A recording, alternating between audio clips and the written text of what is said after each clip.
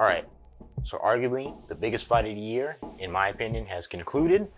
Tyson Fury versus Deontay Wilder. Tyson Fury walks away the victor by 11th round knockout. For Deontay Wilder, he walks away a very respectable loser. But in this video, I'm going to give you reasons why Wilder lost and why Fury won. So, without further ado, let's get into it. What's up, guys? KT here, back at it with another video. Today, we're talking boxing, and it was a good fight on Saturday. The energy was up. The fight didn't disappoint. It was back and forth. It was a straight up war between two great boxers. But ultimately, Tyson Fury walked out the victor. For Wilder, he didn't walk away a complete loser. I think he learned some things from this fight about himself and about what he can improve on if he wants to continue his boxing career. And for Fury, he establishes himself as arguably the top heavyweight in the division. I'm gonna start with Wilder for his reasons why he lost this fight. The first reason is that, to me, from what I saw, he didn't use the jab effectively. I wouldn't say he didn't use it enough, but he didn't use it effectively. When you're throwing out a jab that lacks conviction, boxers, great boxers like Tyson Fury, will time it. When you're just flicking it out there and not throwing any conviction behind it, he's going to time it, and he got Deontay Wilder's rhythm, and Wilder started to fall back into bad habits. He didn't flick the jab to the body, at least not from what I saw. He did it in the first, second round, but after the fight progressed, he started to get tired and he started to become antsy and anxious. And what I mean by that is he started falling back into bad habits where he's telegraphing this right hand and not disguising it with a jab. You gotta disguise your main weapon, or else great fighters like Tyson Fury are going to time it. And that's exactly what Fury did as the fight progressed. So, to me, Deontay didn't use his jab well enough. If he would have used his jab more and with conviction, I think he could have won this fight. Second reason for Wilder. He did not listen to what his trainer was telling him.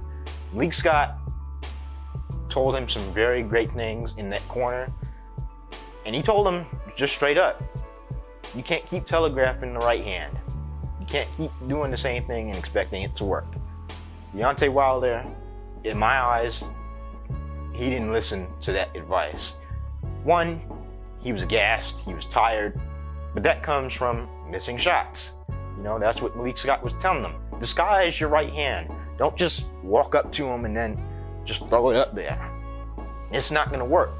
Overall, Fury got used to that and he started making a mess. I'm not saying Fury was perfect, because he got hit with it a couple times and he got hurt, but you can't rely always on your power. You're gonna have to box at some point and listen to your trainer. You was telling them the right things. Go to the body. Throw that right hand to the body. Pivot him when he comes inside and starts to lean on you.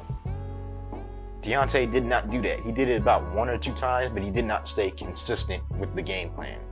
Once the game plan fell apart, he fell back into old habits, and that's when Fury started to tee off on him. Another reason why Wilder lost is his conditioning is still not the best. If you watch the fight, Wilder, the entire fight, at least throughout the third, second, and fourth round, about the second round, his legs started to look shaky like the last fight. I think that's more of an issue with conditioning. When you're a well-conditioned fighter, you have your legs up under you so you can generate more power and you can last longer in the fight. Wilder, throughout most of the fight, when he wasn't coming forward, he was fighting off his back foot, and it looked a little bit weird to see him backpedaling and lumbering like that because he didn't have his legs up under him. He was tired. He was frustrated, in my opinion. But I think that's a lack of conditioning, and I just think it's a lack of focus and training. You know, you have to be conditioned when you go against the best of the best. You're not always just going to come in there and get the knockout. Fury took advantage of that. Fury wasn't perfect, don't get me wrong, but he did enough to win. When you're tired punches hurt more. Every punch Fury threw was like a power punch to Deontay Wilder, especially that right hand of Tyson Fury.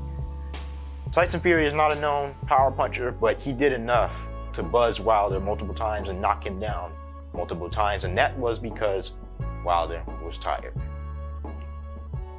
So ultimately, Wilder did things that, he did none of the things that I suggested he should do.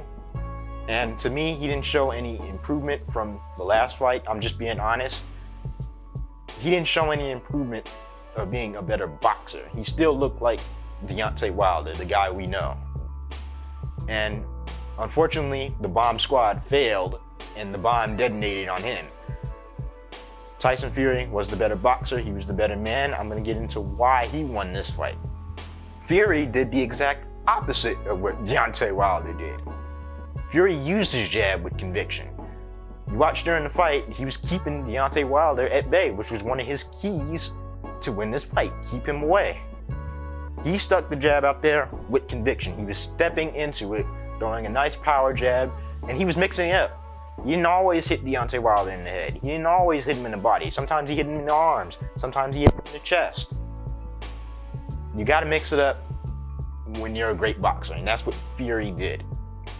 Another thing that Fury did, he moved around the ring a lot, which was another key to this fight. Tyson Fury, he's not gonna bounce up and down and show you fancy footwork, but he's going to move around the ring. He has pretty good footwork for a big man, and he's gonna make you chase him. He's gonna make you fatigue yourself, and that's what Wilder did. He fatigued himself by chasing Fury around the ring, by missing shots. And that was ultimately what Fury was aiming for. Let him chase you around. Let him miss that right hand a couple times. Then Fury went in for the kill. He started stalking Deontay Wilder.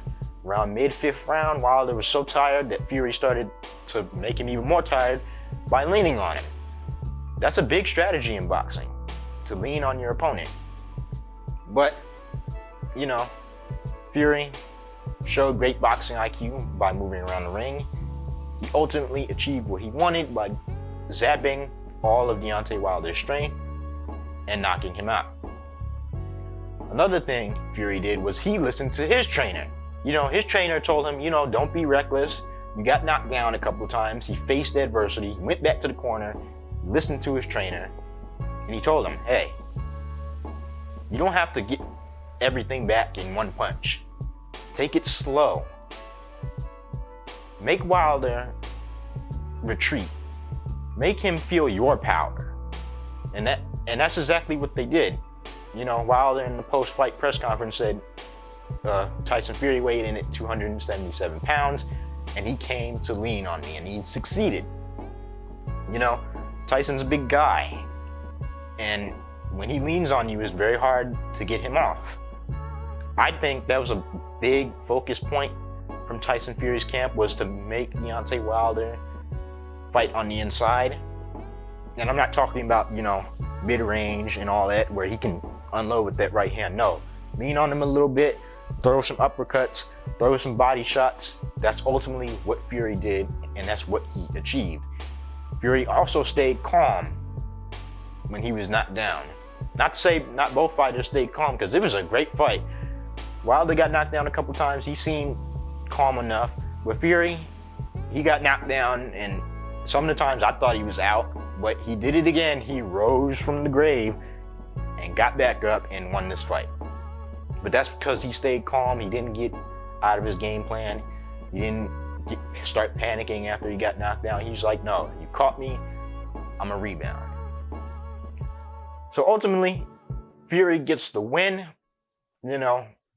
I was completely wrong about this fight. I thought Deontay Wilder, if he made improvements and if he did what I said he should do, I thought he was going to be able to win this fight, at least by knockout. But it turns out it was the other way around. Things happen like that. I own that. My prediction was wrong. But you know what? That's the fun of making predictions. You're never always going to be right. You're not always going to be right. Your prediction isn't always going to come true. But ultimately, I got what I wanted. The fans got what they wanted. The biggest winner here is the fans. because they watched a great fight. It was a war throughout. For Fury, what's next? I don't know. You could see a potential showdown with Alexander Usyk, depending on what happens with the Joshua situation. And for Wilder, it's back to the drawing board. I don't know what his career holds for him at this point, but I wish him a speedy recovery, and I hope he can come back even stronger. With that being said, I hope you all enjoyed this video. If you did, make sure you leave a comment. Make sure you hit that notification bell so you get notified every time I drop a new video. Make sure you subscribe because I will be having more content coming out like this, and it helps the channel grow. Make sure you share this video with your friends on social media. Share it on Twitter, Facebook, Instagram, share it. You know, it helps the channel grow. And follow me on social media because I will be tweeting out stuff as more fights start to come up. And with that being said, yeah, I'm out. Peace.